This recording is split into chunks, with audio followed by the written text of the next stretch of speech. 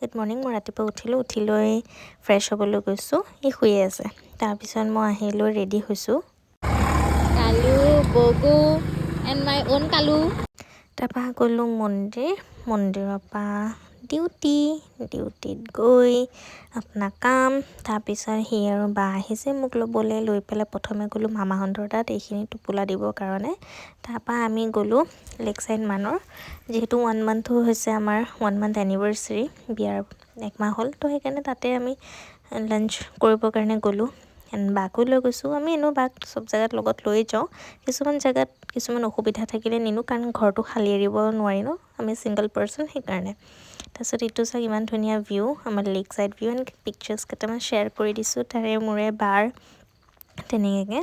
তাৰপৰা আমি আকৌ গ'লোঁ বজাৰত অকণ কাম আছিলে, তাৰপৰা আহিলোঁ ঘৰ। এতিয়া আছোঁ মই ঘৰত। তাৰপৰা বজাৰৰ পৰা গ'লোঁ মেলাৰ পৰা আৰু পাৰ্লাৰ গৈ থ্ৰেডিং কৰি অকণমান ঘূৰি পকি এতিয়া ঘৰ আহিছোঁ। এতিয়া অলমষ্ট 9টা বাজিবলৈ হ'ল। ফ্ৰেছ হৈ পেলাই বহি লৈছোঁ। তাৰপিছত এতিয়া ডিনাৰ কৰিম আৰু শুই থাকিম।